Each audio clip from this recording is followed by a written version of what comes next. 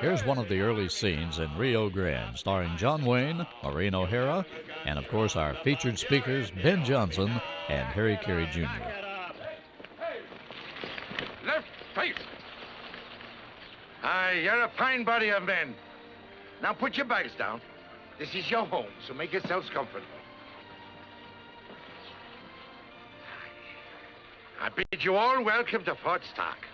Recruits that you are. But in no time at all, you'll be soldiers. Sure, when less than 6 months, with good behavior and hard work, you'll be wearing yellow stripes on your breeches. And here they are, Ben Johnson and Harry Carey Jr. Would you mind be putting your cap back on your head, son? No, not at all, Doc. Did any of yous ever ride a horse? Yeah, some. The understatement of the year from Ben Johnson. Now answer the roll call. Let's start the conversation with Harry Carey Jr. Yes, sir.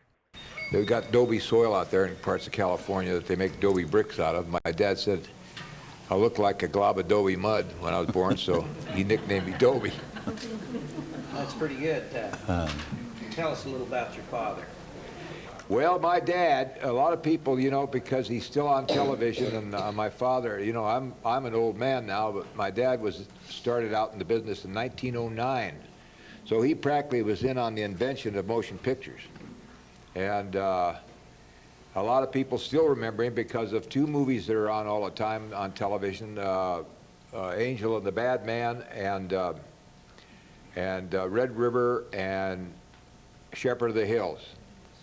And that's Harry Carey Sr. But he was one of a kind. He was just one of those exceptional people that I was very proud to be his son. And we had a ranch outside. It wasn't the size of Ben Johnson's dad's ranch, but we had 3,000 acres up the other side of Saugus, California. Would you mind telling us a little bit about your father? Well, my father, he was a rodeo hand at an early stage, and he was a world's champion, I think 3 or 4 years, and in my growing up, I wanted to be a world's champion. I didn't care if it was shooting marbles or whatever, I just wanted to be the best at something. So when I finally got in the picture business and got enough money ahead where I could buy a good horse and a trailer and a car, then I quit the movies and went rodeoing. And fortunately, I won the world championship. But when I got home at the end of the year, here I've got my big silver shiny belt buckle and big new saddle and everything, but I didn't have $3. I took all my friends with me, you know, and paid their way, but all I had was a wore-out automobile and a mad wife, you know.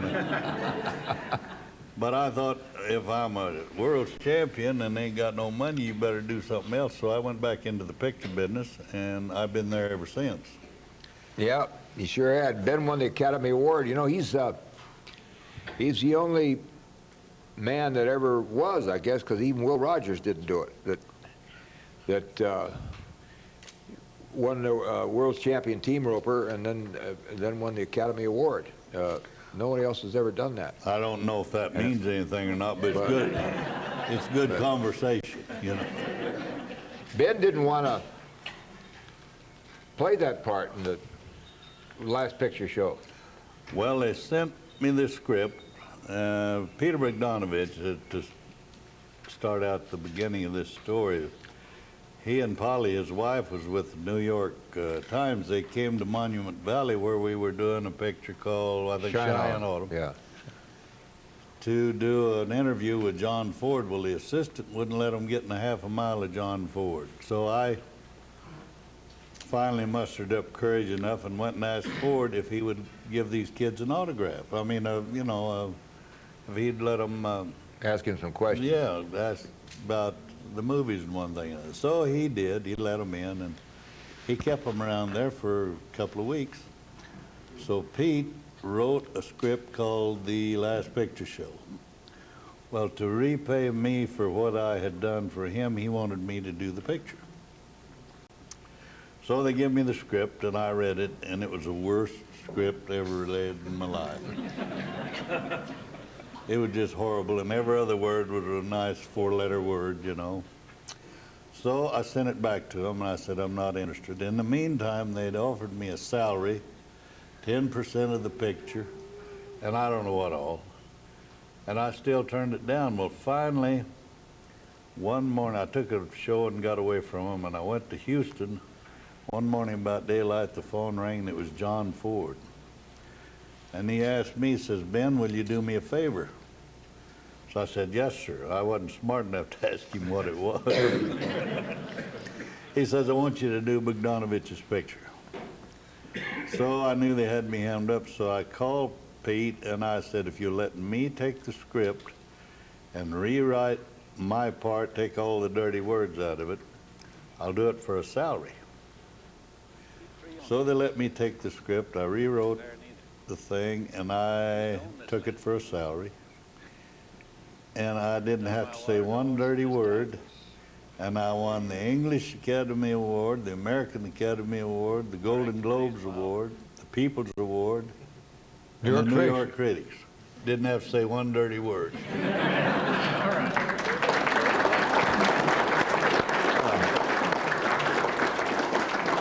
That's a great story, isn't it?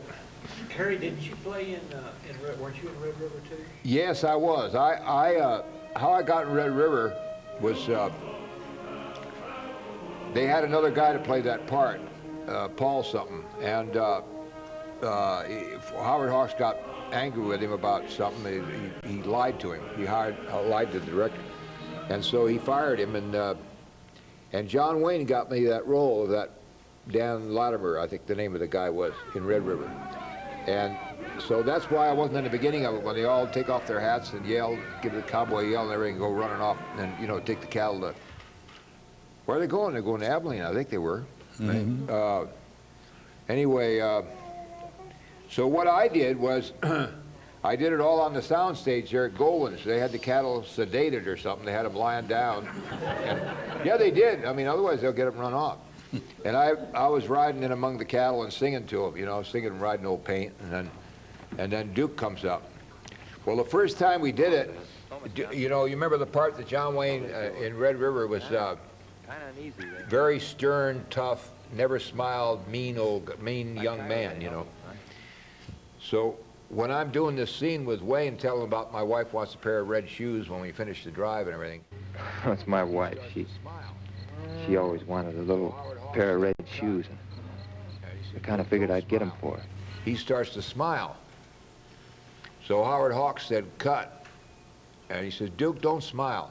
And Duke said, I wasn't smiling. He says, yes, you were smiling. He said, you know, you're a hard-bitten, tough man. He said, you'd never smile at this young man. And he said, well, I guess I was smiling because the kid was doing a good job. And that's a true story. But anyway, that was a wonderful break for me, you know, just working on Red River. It was the last film my dad Engineer told us you were coming. Oh, he gave us a fine welcome. What's the best way to the stockyard? Driving straight through town. You're not exactly... I never had a scene in a movie with him. Everybody that ever done a Western movie in Hollywood took after his father's mannerisms. Old Duke probably... The most. Yeah, the most. Yeah. Yeah, and his father started John Ford way back, I don't know, one of them was 18 or something. Yeah, back in, see, my father had made a movie called Bill Sharkey's Last Game. It was a two-reel movie in Fort Lee, New Jersey in 1909. And then he met an actor called Henry B. Walthall, who was the star of the original Birth of a Nation. And so he was in a bar in New York where the actors hung out, and Henry Walthall was in there, and he said, hello, Harry, what are you doing? My father says, nothing. He said, I'm looking for a job, he says.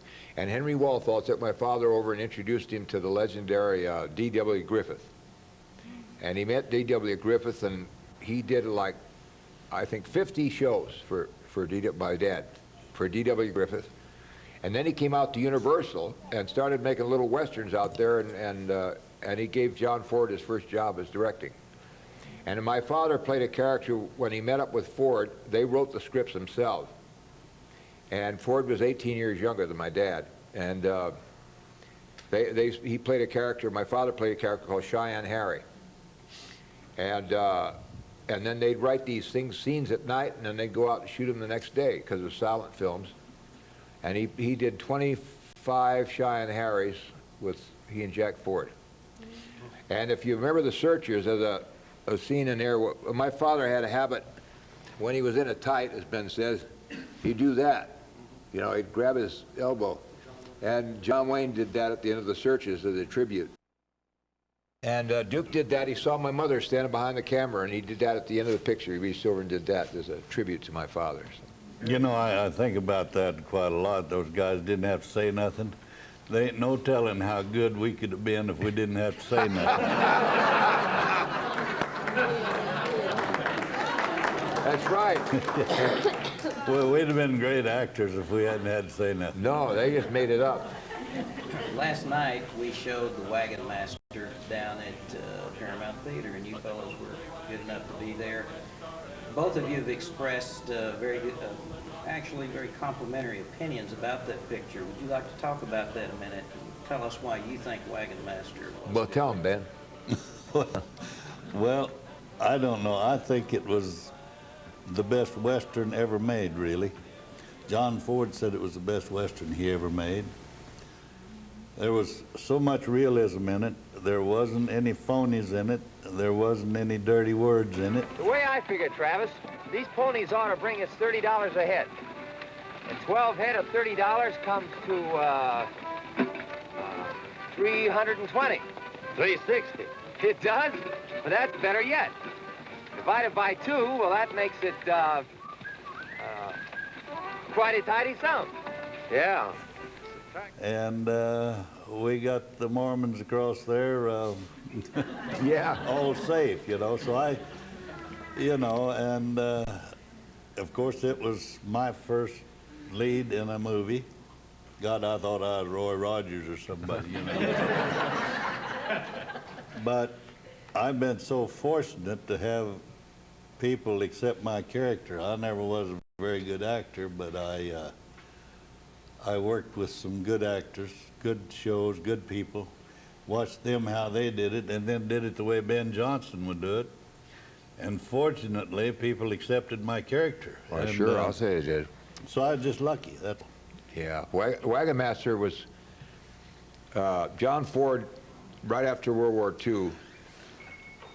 He directed, just at the end of the war, he directed a great film about the PT boats called They Were Expendable. And he did it while he was on leave from the Navy. He was an admiral in the Navy. And so they asked him how much money he wanted. He says, I want $300,000, which is about like $3 million now. And he said, I'm going to buy this home for the men that were in my unit, field photographic unit. He was, what is now the CIA was called the Office of Strategic Services, and Ford was the head of the field photographic branch of the OSS. And so he bought this farm out there. We used to keep our horses out there. And my dad's old horse died out there. Ben was with me, and I had a little horse that we'd had at the old ranch, a little short, stocky horse called, and his name was Mormon because he came from St. George, Utah. That's where Andy Rigby bought him. And so I was out there currying him just before Wagon Master, and you know, getting ready to saddle him. I was just taking the hay off his back, and here comes the old man. And I thought, oh, he's going to ruin my afternoon. You know, here he comes, and he's going to start riding me or something. So he says, is that your horse? And I said, yes, sir. And he said, you want to ride him in a movie? And I said, yeah, you know. He said, I'm going to make a movie. And he said, with you and old Ben. And I said, and John Wayne? And he said, won't you guys make a movie without John Wayne? And I said, yeah. He said, no, you and Ben are the star. And that's how I found out about it. And they hauled that little horse of mine up there. And it's the only time I ever rode my own horse in a picture. The one with the white face? The one with the blazed face, yeah. Yeah, he had 4 white feet and blazed. Are there any other incidents about making that picture that either of you remember? Oh, incidents. There's too many. Well, I won't tell all of them, but Yeah. there was one time, there was an Englishman, an English actor there. You've seen him in a lot of movies. His name was Alan Mowbray. And he'd say, he'd call us colonials, you know, you bloody colonials. So, so he came over to Ben and me and he said, I say, old chaps, he said, I want to give a cocktail party for the stuntmen. So Ben says, well, Alan, I don't know if you ought to do that. He said, you get those stunt guys liquored up, and he said, you know, it's kind of, no, he said, they've been awfully kind to me and very, very nice, and he says, I want to give them a party. So he said, I've got all the liquor and everything, and he was going to have it in his motel room. There's only one motel then in Moab called Motel Utah. So Ben and I were a couple of doors down from him, so we go over, and he's got this bar all set up and everything, old Alan. In come the first two drunks of the stunt guys, and Kennedy and Hightower. And then here comes Ed Rigby and then Cliff Lyons and then Post Parks and then Billy Jones. And God, they tore the whole hotel down. They tore the whole room apart. Just got in a fight, they knocked the screen door off. And Alan, remember, he just... Oh, yeah, he thought that was great, you know. They just flattened the whole damn thing, you know. Now, Ben and I were pretty young, and Ford didn't like you to drink when you were on a picture. I mean, even after work, he didn't like if he fought you in a bar, then the next day just be hell. Wayne made that mistake quite a few times. So Ben and I never drank when we worked for John Ford, and but we'd had a couple the night of the stunt guys, and we were so scared to come to dinner because he was over there that we sent Post Parks, who was the greatest teamster I've ever seen in my life. And Post went over and said, well, the boys are afraid to come to dinner because they've had a couple of drinks. And Ford said, tell them to come over. We went over. That was the end of it. But that was Alan Mowbray's party. That's very good. Yeah. I've heard a lot of stories in the last couple of days. I hadn't heard this one. They're all true.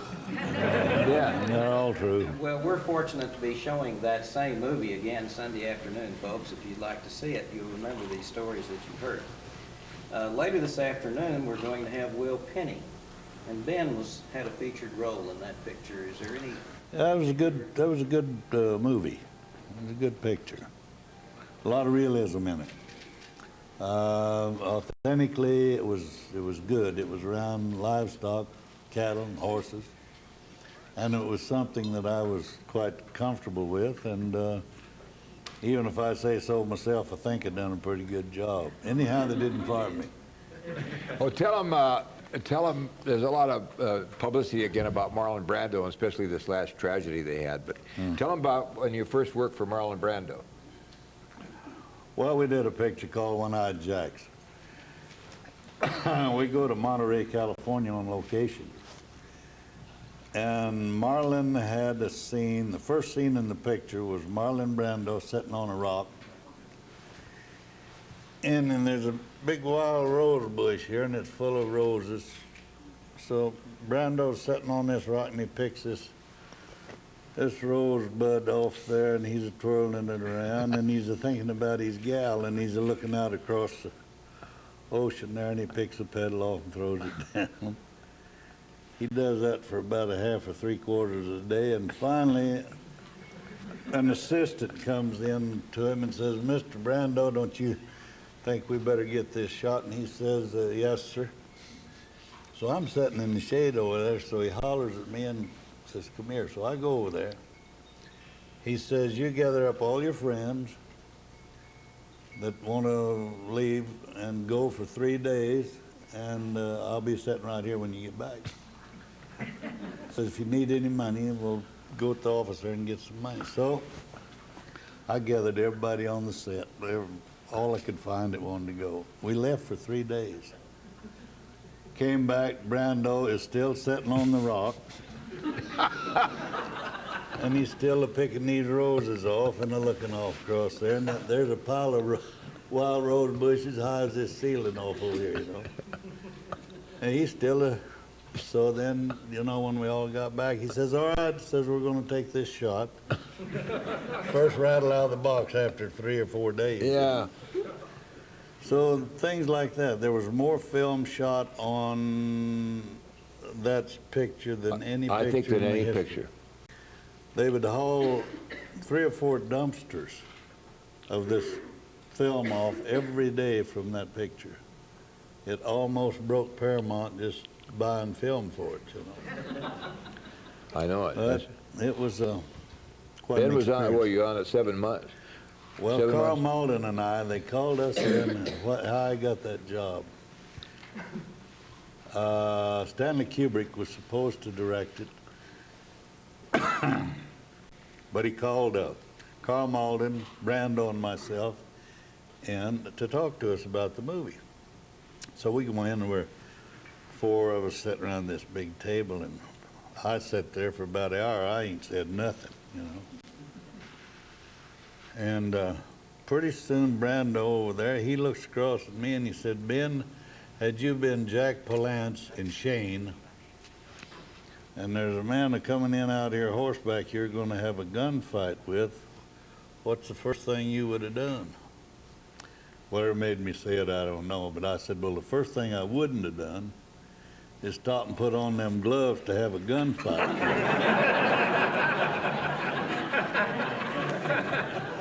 So he looked over at old Kubrick and he said, put him on the payroll. Now this is a month and a half before the show started. So they put Carl Malden and I on the payroll a month and a half before the show started. And then we was on it 6 months. That's right.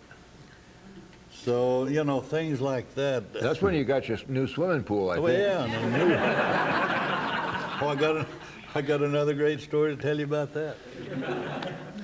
I was a stunt man. I was doubling Fred McMurray in a picture called Smokey. It was Burl Ives. We just lost Burl Ives. It was Burl Ives' first picture.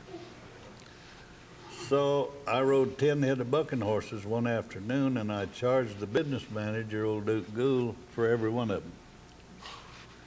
Well, he fired me. We got in that evening, he fired me. So I went and told old McMurray, I said, well, Duke fired me for charging him for riding these bucking horses.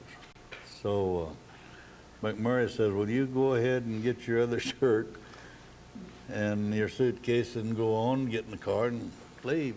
I'll be right behind you. So I did. I got my other shirt and went and got in the car, and I looked down, and here comes McMurray with his 2 suitcases. He gets in, and old Duke Gould's is standing there, the business manager. And Freddie throws his suitcases in, gets in. Duke comes up and he said, Mr. McMurray, where are you going? He says, I'm going with Ben. He says, well, we need you. He says, if you need me, you need Ben. Well, I knew I had him. He did. I knew I was going to rob him from then on, you know.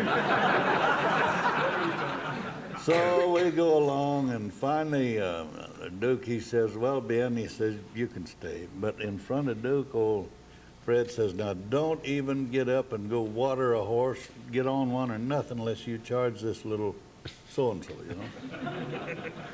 Well, that helped me a bunch, and I wouldn't even. I sat around and I'd get right in front of old Duke, and I'd sit in McMurray's chair, you know, and get right in front of him. So about this was Darryl Zanuck's. He was. That's right. It was he was the Fox. head of the studio. Yeah. So after we got back about 2 weeks, the phone rang, and the secretary, Mr. Zanuck's secretary, says, Mr. Zanuck, said, Mr. Johnson, could you come to the studio? And I said, well, yes, ma'am. Well, Mr. Zanuck would like to see you. So I go over, I thought, well, you know, get another Dublin job or something. There's a kind of a dirty word in this, and I'll have to use it, but he gets up behind this big, long desk and comes all the way around and shook hands with him. He said, I just wanted to meet the son of a bitch could beat Duke Gould out of that much money.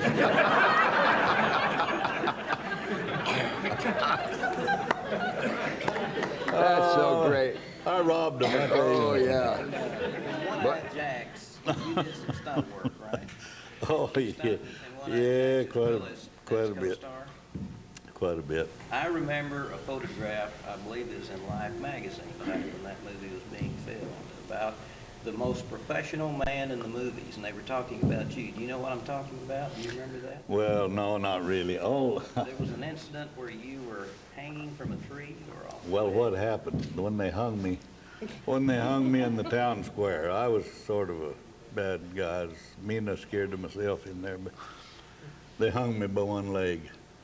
They did? In the town square, and I passed out. I don't blame you. Brando went on, he got carried away with his directing and acting, and they forgot me hanging over there. I don't know if they done it on purpose or not, but I passed out. Why, sure, all that And blood when they running. let me down, well, there I was, just like in a dead ox, you know. But it was. Called him the most professional man in the movies. I think. Yeah. It was really, it was real. Dan, Listen. you said that Wagon Master was your first starring role. What about Mighty Joe Young? Those two pictures was my first starring role. No. It was Mighty Joe Young, then The Searchers. I mean, then Yellow Ribbon. Yeah, but starring when he was Starring, Oh, no. starring. Well, he was co-starring Yeah. in Yellow Ribbon. But he and Terry Moore was it? Terry Moore, yeah. movie. I mean, we don't ever hear you say much about it, but I don't. Well, it was a good, one of the funniest things. Of course, here I am. Won't you talk? Well, I want you to finish your story. I got a story in a minute. There was a funny thing happened in Mighty Joe Young. There was a good cowboy, friend of ours, by the name of Slim Hightower. Him and I had a scene to do, and we had our horses tied to the picket line, and we had this a fire out here in the coffee pot and a couple of old cans we was drinking coffee out of. Our saddles are laying over here, and our horses is tied here at the picket line. Well, at a given time, the ape is supposed to come in and tear up everything.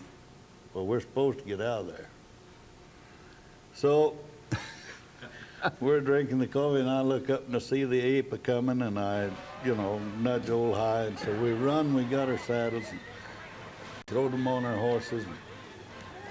I got on, and I got out of there, and I looked back, and when Slim saddled his horse, when he throwed his saddle on, the cinch went over the picket line. And he just cinched this old horse up to that picket line, and it's the funniest thing I ever seen.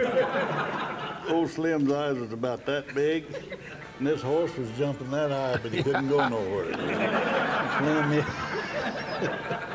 Slim didn't know what was wrong. No, hell, he didn't know. So the ape got Slim. Yeah. Yeah, for those of you that don't remember, because a lot of young folks here, Mighty Joe Young was an ape like King Kong.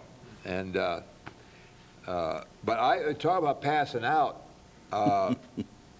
from not having, enough oxygen or whatever it is. We made a movie called The Three Godfathers, which I think they're running tonight, and at Death Valley. I don't think even Ben knows about this, but at the end of it anyway. So John Ford, I don't know whether he was getting even with my dad because my dad did something to him or whatever it was, but he was so mean to me on that picture that I kept wanting to quit, and John Wayne kept saying, no, he was mean to me on the stagecoach, so don't, hang in there, And I'd say, but, he doesn't like what I'm doing. Yes, he does. He said he only picks on the people he loves. I said, well, he must love the hell out of me then, because... And so it goes on, then the day of the death scene. Well, there's a place in Death Valley called the Devil's Golf Course, and it's all salt, dried up salt. And it goes on for hundreds of miles. And it was 135 degrees, and we'd only work until 11, then we'd quit and go back to work at 3:30 or 3 o'clock. Well, this was about 10 o'clock in the morning. And I mean, it was hot. So I'd rehearsed this scene so much, this death scene, that I was lying on the floor, and I was rooming with Ward Bond. We shared this cabin. And he'd say, get up off the floor. You rehearsed that damn thing enough. I was rehearsing my death scene. And I had it down so pat, I mean, not the dialogue so much as the whole feeling of it. And I was going to really put it on for him. See? So he says, lie down there and let's run this scene. So I laid down there on the salt flats, and Pedro Almodara says, kneel beside me with the Bible, and John Wayne is standing like this, and he's holding his hat over the sun so it doesn't shine on my face. Now I lay me down to sleep. Pray, and the Lord my soul to keep. If I should die before I wake, pray the Lord my soul to take. God bless Mom, and Papa, and sister. Make me a good boy. Amen.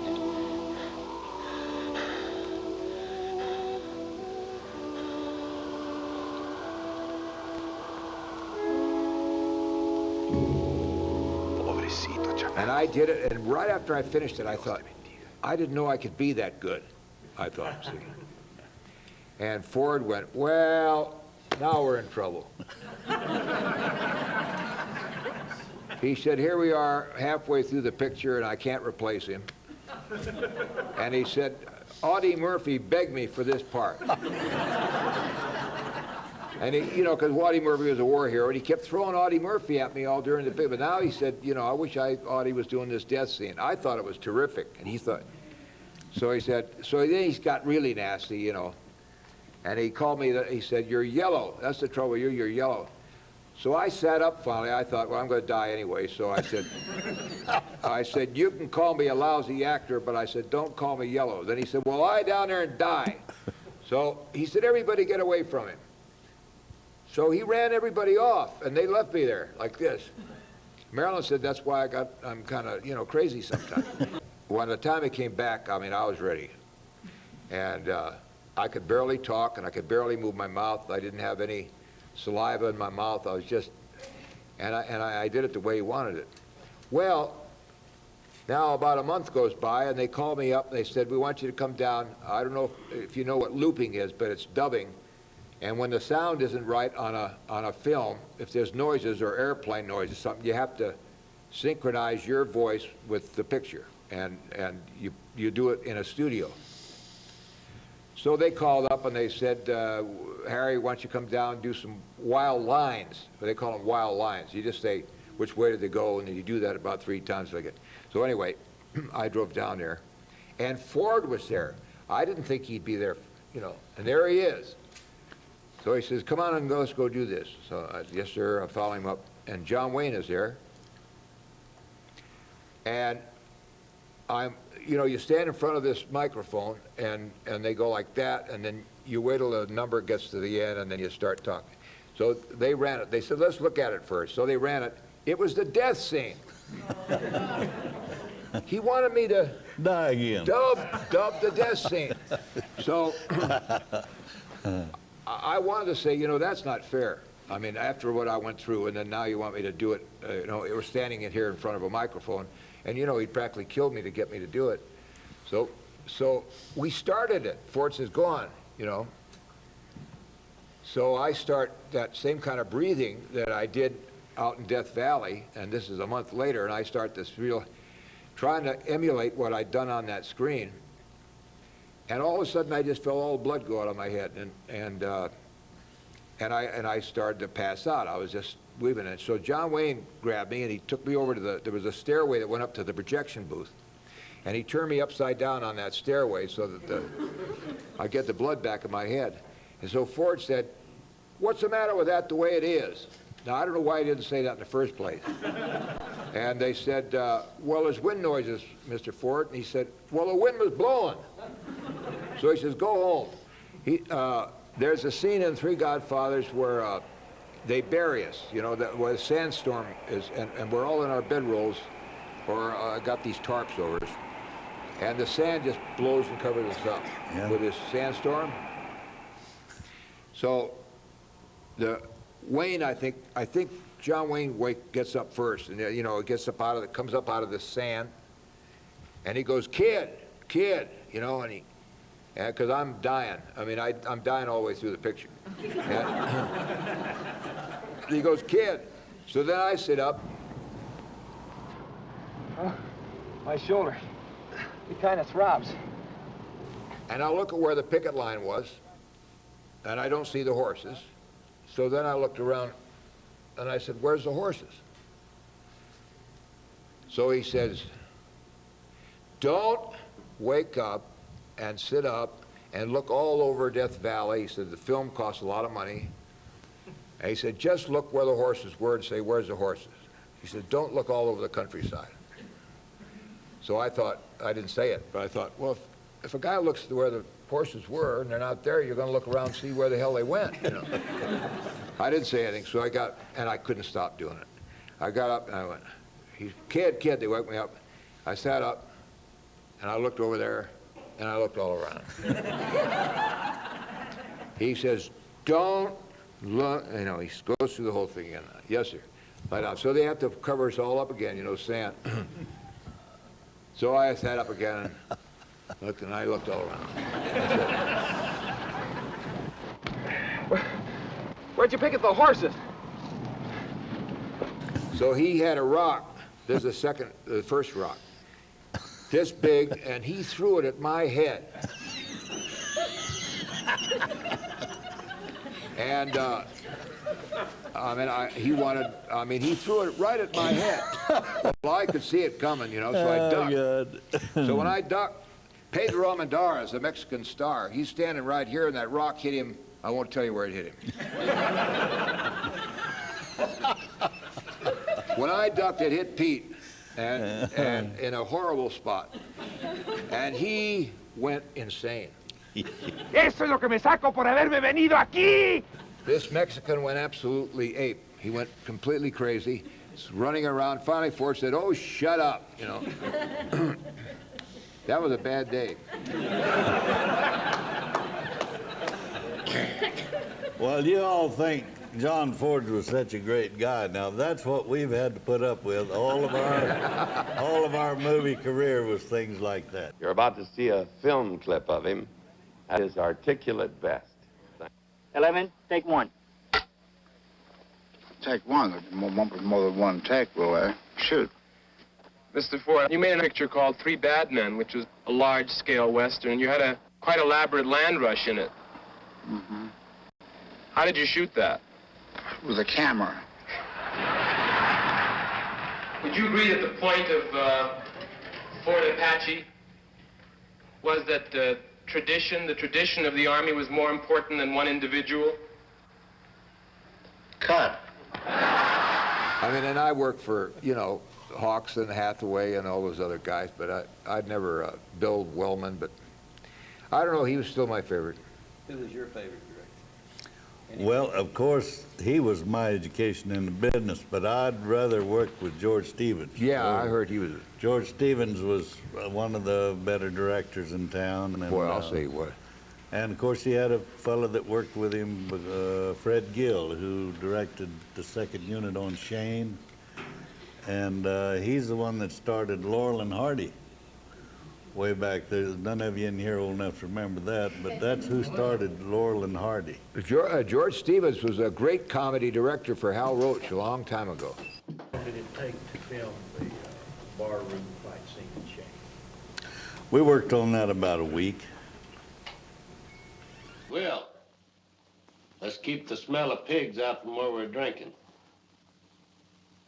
I was the first tall actor that Alan Ladd ever let in a scene with him. And they built a platform up about this high for Alan to, when we had our fight in the bar. Alan, he's running around on this platform and I'm down here in this hole. When he comes by, I try him every time. But it was, you know, you couldn't tell it really in the movie. Couldn't tell he was up on this platform. But he was only 5'5". Yeah, he could stand under my arm like that. Harry, you played Eisenhower in The Long Played Cadet Eisenhower, yeah. Yeah. What do you remember from that movie? Oh, that was a wonderful experience. John Ford had it. I was working on a movie with John Derrick and Joan Evans at Republic and Dan Duryea. And So I was in the back lot at Republic on the Western Street, and I hear all this commotion, you know.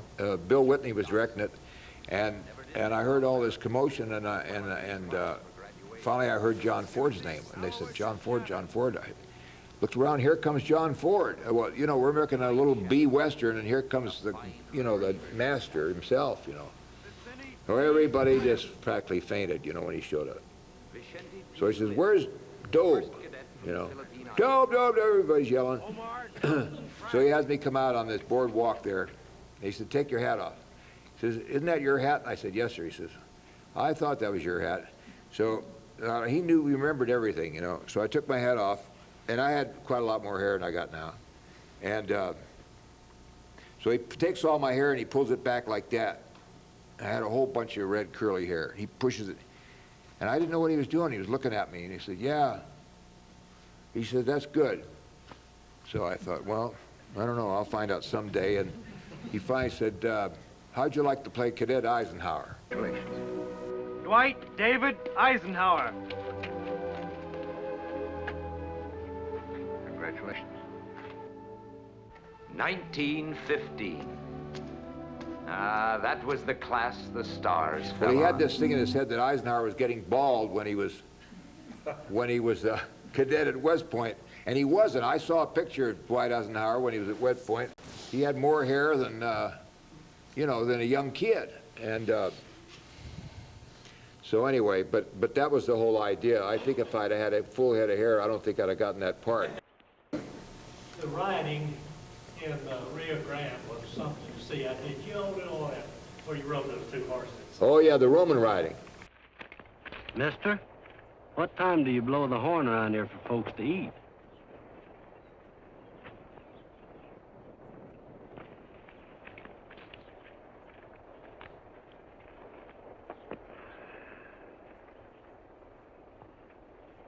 Do you think you'd like to try that before you eat?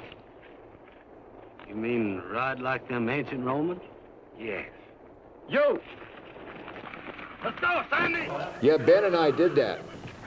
And we were in John Ford's office, and it was only about 3 or 4 weeks before the movie was starting. And he said, do you know, you boys know what Roman riding is? We said, yes. He said, well, I want you guys to learn it. So Ben says, well, he said, we got to break a couple of teams. He said, I don't want to hear all that. He said, just learn it. So they had to break a couple of teams, and then we had to learn to do that Roman ride. Ben learned it very fast, and it took me longer because I was scareder than he was. It was hard for me to learn it, but I learned it. And then we got to where you felt comfortable, you know, after a while, didn't you, up there? You know, there's a funny thing happened about that, and then here comes Claude Jarman. They put him in with us. Well, about 2 or 3 weeks, Claude was riding better than either one of us because his old feet was about that long. And when he'd stand on one of them old horses, it'd be like putting a saddle on him, you know. There he was, you know. Yeah. But to do that, your legs has got to be in shape. Oh, boy, you got to be quite a bit younger than we are today. Ben, tell us how you arrived in Hollywood. What your first jobs were. Well, I was working on a ranch in Oklahoma called the Chapman Barnard Ranch. My dad's up in the Osage, up in northeastern part of Oklahoma. And Howard Hughes made a picture with Jane Russell called The Outlaw. He came to Oklahoma and bought a load of horses off this ranch where I was working. And at that time, I was making $40 a month as a cowboy. And he hired me to take these horses to Hollywood to do this picture with. Well, they rigged up a car on the train. That's how I got to Hollywood in a carload of horses. And the first week I was on Howard Hughes' payroll, I made $175 a week, opposed to $40 a month. I wasn't too smart, but I knew that was more than 40, so I didn't. And I stayed with them, and I worked for Howard Hughes for 6 years. Then I went under contract to John Ford for 6 years. And then when I got out from under Ford's contract, then I started making some money. Because when I was with him, he kept me loaned out all the time. He got all the money and I didn't get any, you know. Yeah, that's right. We made more money when we were away from him, Yeah, yeah.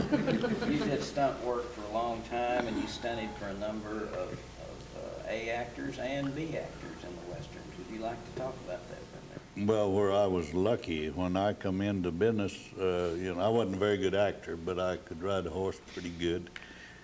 And all them guys wanted me to double them. I doubled Joe McRae, Jimmy Stewart, Gary Cooper, John Wayne. I taught Bill Elliott to ride a horse.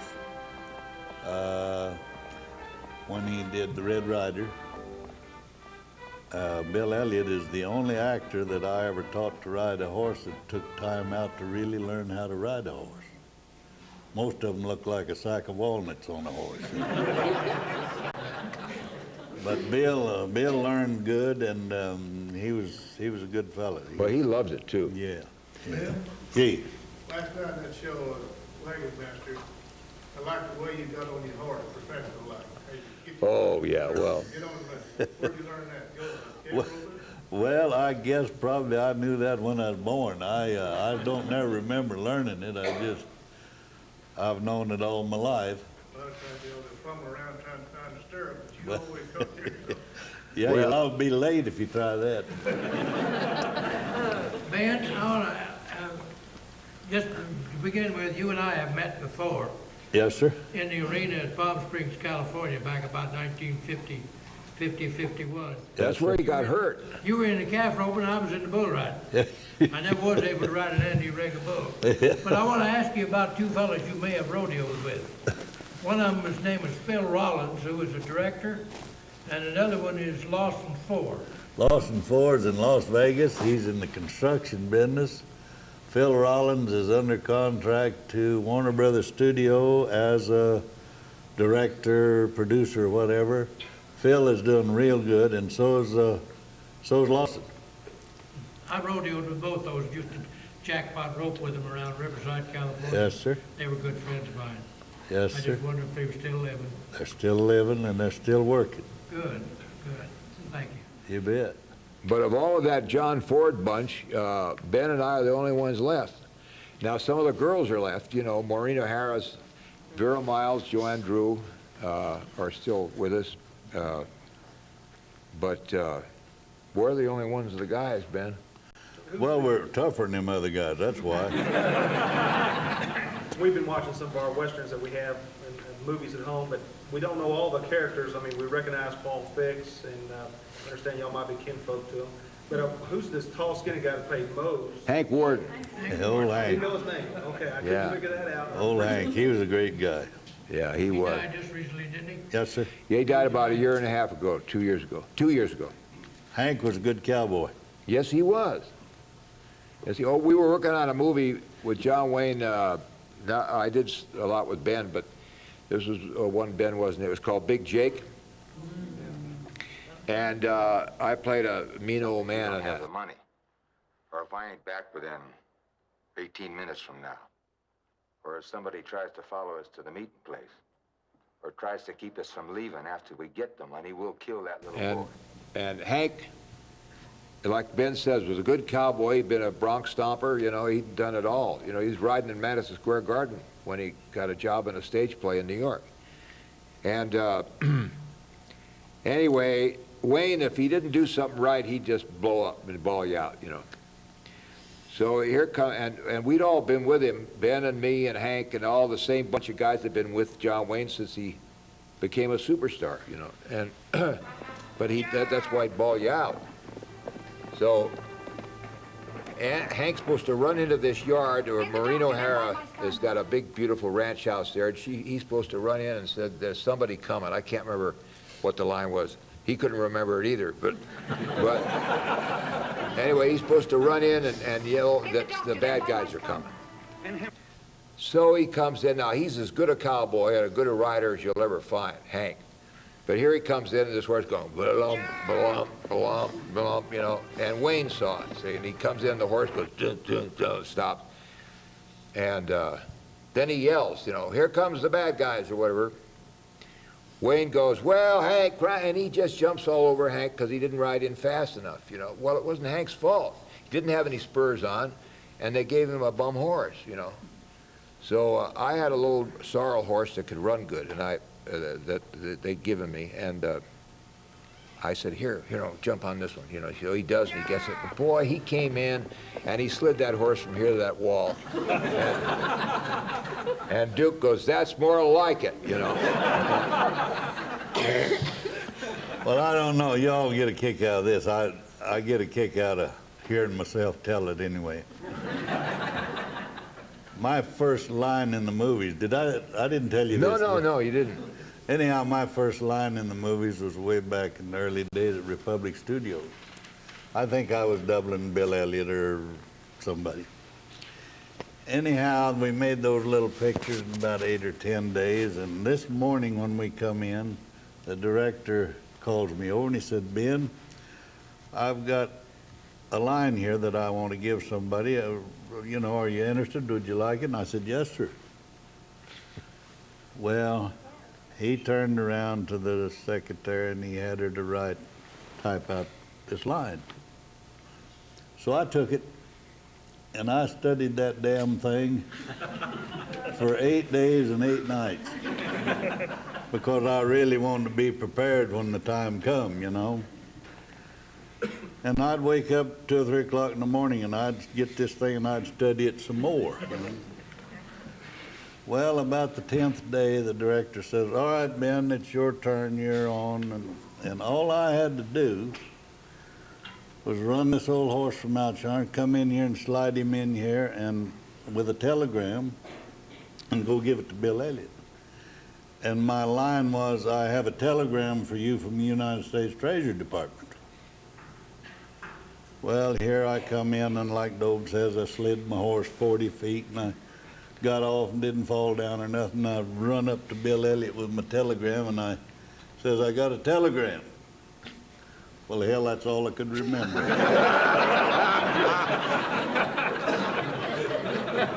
Yeah, we had a guy, there used to be a stunt man. He didn't do so much Western, in fact, very little Westerns, but he happened to be on one Western.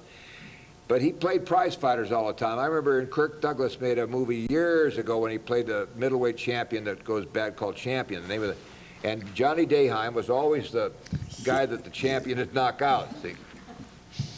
That was Johnny Daheim. But he was the greatest put-on artist in the world. I mean, he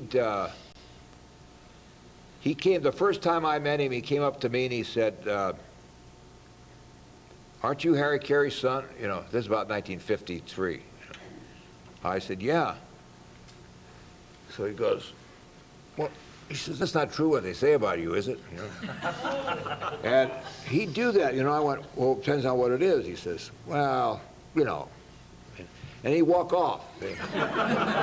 So anyway, I found out what he was up to. Finally, they needed a guy like you to ride in and say, they're burning the Brady Ranch. So we said, now don't you forget your line, John. They're branding the Brady Ranch.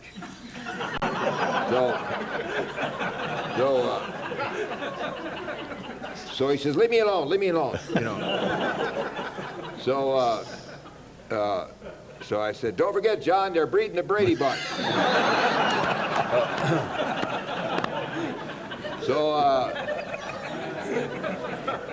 Here he comes, running in, you know.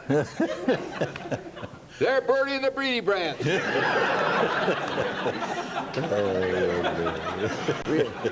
That's how we got even with him. Fellas, those are hard to do. if you were 20 years old again and had a choice, knowing what your career has been now, what would you choose as a career, as a business for yourself? For myself, I'd be a racehorse trainer. No, I'm not so sure I'd gone into acting because I thought, you know, when you're young, and I was kind of born into it. I'm kind of like Dad, of course, and when you're young, you just think, you don't realize that you don't look like Tyrone Power or Robert, the movie stars of those days. But I didn't realize that I was not a leading man or a born leading man or anything like that, And I just thought, you know, after I started to work, I worked on a little movie for Bill Burke, and then I worked at Warner Brothers with Mitchum, and then I worked at John Wayne and Red River, and I thought, that's all there is to it. You know, no problems. But then I had a lot of rough years where the work was slim and the money wasn't so hot, and we had kids, and so I think if I had to live over again, I think I'd think twice about it. I've been on somebody's payroll since I was 11 years old, but there was never a time I couldn't go home and get some good advice, something to eat, a good place to lay down. So I've always patterned my life, and I try to convey this on to the young people. I do a lot of benefit shows for the kids all over the country. And there's three things that I patterned my life by, and that's honesty, realism, and respect. And take public speaking when you're young. And life's been real good to me of living those few things. Did either one of you ever consider producing or directing? Well, I don't know if I'd want to be a director, because I couldn't put up with them actors. No, I couldn't put up. No. Could you? No, that's you took the words out of my mouth. Unless I could raise hell with some of those guys and tell them, you know, like Ford did, he'd cut a guy down to size pretty fast that thought he was a big shot, you know. But I've been around actors a lot, and young guys, and I don't know if I could stand it. I'd have to be too stern, and I don't know how to do that, you know. Would he cut John Wayne down? Oh my goodness. Worse than anybody else. Worse than anybody else. Yeah. He could be really nasty to John Wayne. The old Duke, he's just as scared of him as me and Doughboy. Yeah. Harry has a book called Company of Heroes, where he talks about all these people that both of them have talked about today, and talks about themselves. And I would like to say that I think we've been in the company of heroes today. Well, thanks, Tom. Thank you very much. Thank you very much. Thank you.